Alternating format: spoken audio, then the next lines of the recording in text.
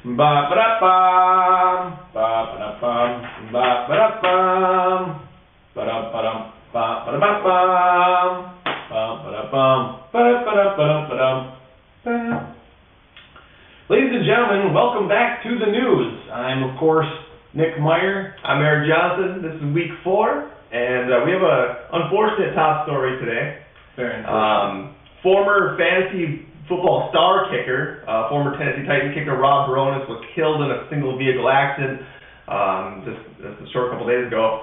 Not too much known right now of the situation, but he was a really great fantasy football kicker, good all-around pro. I think he's 36, 37, which truly unfortunate when something like this happens. So prayers out to the family. Definitely prayers out to the family. Heard that he was going in for some tryouts actually, and not during the accident. Well, of course. Right. Would have been nice to see him back on the field. Absolutely. Rob Bironas. There it is. Best name ever. Really, it was. It is a tragedy. However, the fantasy football season must roll on, and that's why this week, for our From the Sidelines, we're going to start looking at some current players.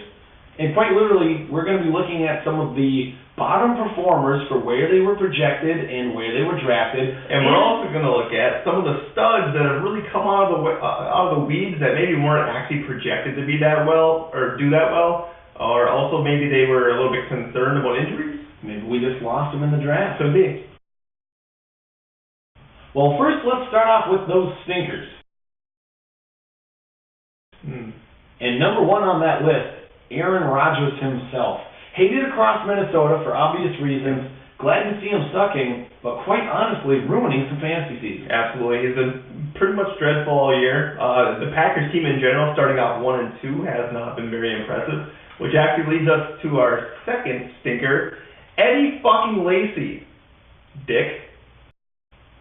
Yeah. That's it. I got nothing. Nothing else needs to be said. Eddie Lacy really dropping the ball. Next one. Speaking of someone who's been dropping the ball, Tom Brady. Tom Brady now was projected to go quite low in this draft. However, how the mighty have fallen. I myself respect and love Thomas Brady. However, I don't want him. A one-time great fantasy football quarterback. Now, do you start him? Do you start a low-tier guy like Ryan Fitzpatrick? Never would have had that discussion a year ago. Who knows? In fact, our commissioner went so far as to pick up a rookie, Teddy Bridgewater, thinking of bringing in a rookie to replace Tim. We'll get to him in a little bit. But fourth on the list of the stinkers is Jamal Charles. Little unfortunate, some injury issues. Now Davis has been looking really good, but Jam Charles really underperforming for Jim's team. It's true. I mean, any first rounder who sees that type of injury, it is a bit of a letdown, and it's not his fault, but we must say, stinker.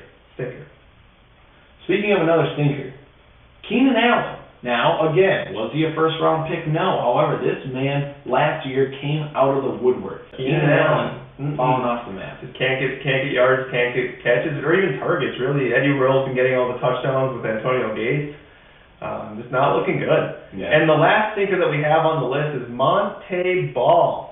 Monte sucks balls. Monte sucks balls. I mean, this dude is a stinker like a Hagee fart. Bad. He is, and it's really unfortunate. But for everything that's bad and stinks, we also have some people that have really become stud muffins. Is stud muffins the right word? Yeah, stud muffins. Yeah. Because these guys, unlike the aforementioned stinkers, again, draft selections that we didn't see rising to this level. It is early in the year, but guys like Le'Veon Bell, Been amazing. I personally passed on him. Terrible mistake. Yep. He fell 10, maybe even 12 spots from where he was projected. Absolute workhorse. People were scared off by LeGarrette Blount, and, they might be best of friends smoking together, but he is smoking right now. Andrew Luck is the second stud muffin. Not stud muffin here, but right here. It's true. Absolute stud muffin. Number 1 overall quarterback in the NFL. He's been absolutely killing it, dropping like a 36 burger last week. Overall, he's been absolutely incredible. Great value for a quarterback. Great, really great. Speaking of a guy who was drafted back in 2012, Kirk Cousins. Yep. Kirk Cousins has risen from the ashes after the worst quarterback in the NFL, Robert Griffin III, decided to go down yet again. Kirk Cousins has stepped up admirably. He was definitely a hot pickup this week on the wire, and he has put up some huge games thus far. I believe it was an 18 and then a 27. Yeah, not bad. Along with that, running back wise, DeMarco Murray. A lot of haters on DeMarco, myself included.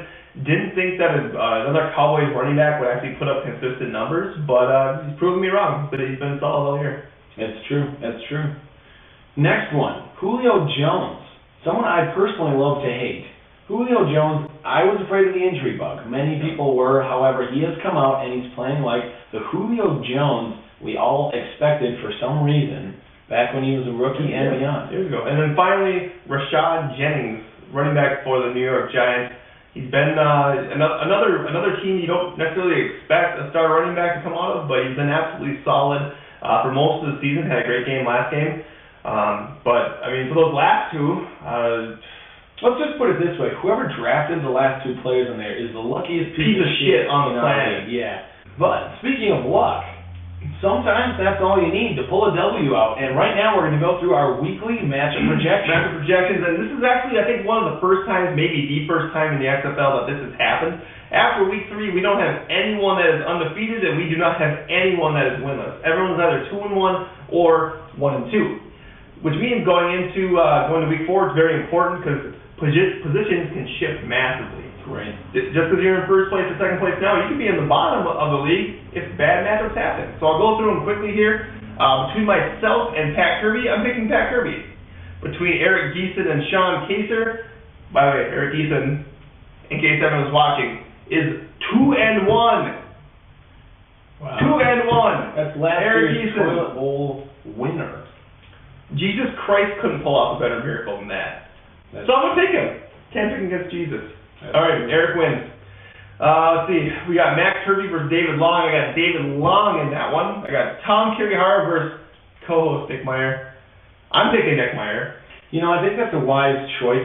This has been one of the most storied matchups in the XFL. But speaking of your 55 and 51 barn burner, we have Jamie Hagee versus Jim Kirbyhara. I'm picking Jim Kirbyhara. And last but not least, I have Ethan Meyer versus Adam Hagee. This is gonna be a close matchup, but I'm gonna go with Ethan. So that's the matchups for the week. There they are.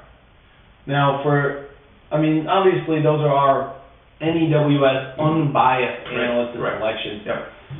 You know, at this time, normally we would go off for an outsider's opinion, get some projections. We would look at the waiver wire, see who's the big hot pickups. So we're gonna go over to Erik Toll. Well, actually, there's a note here. We're not going over to Erik Toll. Saying right here, renegotiating contract, yada, yada, yada, wants too much money. So I guess we won't be going there, but you know what? Fuck them. Don't need them this week. We'll do it ourselves. Yeah. I'm going to say pickups this week are Teddy Bridgewater, Blake Bortles, San Diego's defense. Playing Jacksonville, that'd be bad. Telephone running back from the Ravens. Oh, yeah. Ravens telephone book. And those are the guys that we suggest go get them. We say go get them. Go get them, spend lots of money on them. That's true. Those are $50 to $60 guys right there. I mean, that's all I got. That's really all we need. Yeah. And in fact, that's all we've got for this week. From N.E.W.S. Week 4, I'm Erik Johnson. I'm Nick Meyer, and we'll see you next week. Good luck, boys.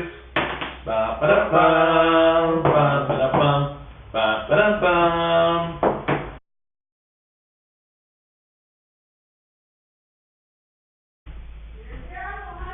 Okay. Bum, ba-bum.